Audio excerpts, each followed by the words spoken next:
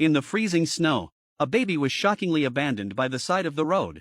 Judging by the baby's clothes and appearance, Mio guessed he must be from a wealthy family, so he brought the child home and gave him to his wife to care for, hoping the rich family would come looking for him, and they could ask for a large reward in return. But in the blink of an eye 10 years passed. The boy had already grown up, yet his biological parents never showed up, and during those 10 years together, his foster mother never once mentioned his past. She even gave him a name, Remy, and treated him as her own child, caring for him lovingly, giving him a joyful childhood. But one sudden accident shattered the peaceful life between mother and son.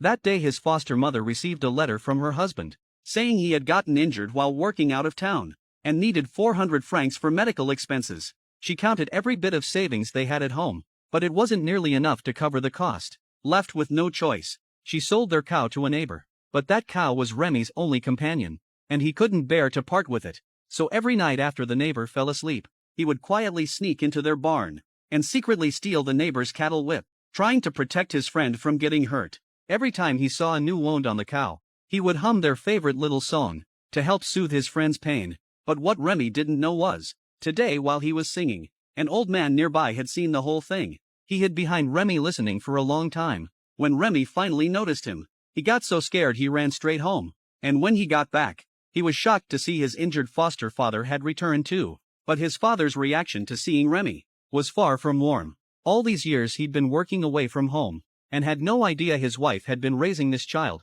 No wonder the money he sent home each year wasn't even enough to cover that 400 franc medical bill. Furious, the foster father exploded, and even wanted to send Remy to an orphanage. But the foster mother refused to give up on 10 years of love and care. She insisted on keeping Remy with her. The couple had a huge argument over it. Helpless Remy could only pull the curtain shut, cover his ears and try to shut everything out. After the father left, the mother took out the blanket Remy had been wrapped in as a baby, and finally told him what had happened 10 years ago. Finding out that she wasn't his real mother left Remy sleepless through the night. The next morning, his mom smiled and told him that his dad had finally agreed not to send him to the orphanage. He was even going to report the situation to the government. Maybe they could get some aid money. Hearing that, Remy was overjoyed.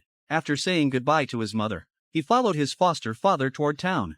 But what he never could have imagined was, his father wasn't taking him there to ask the government for help.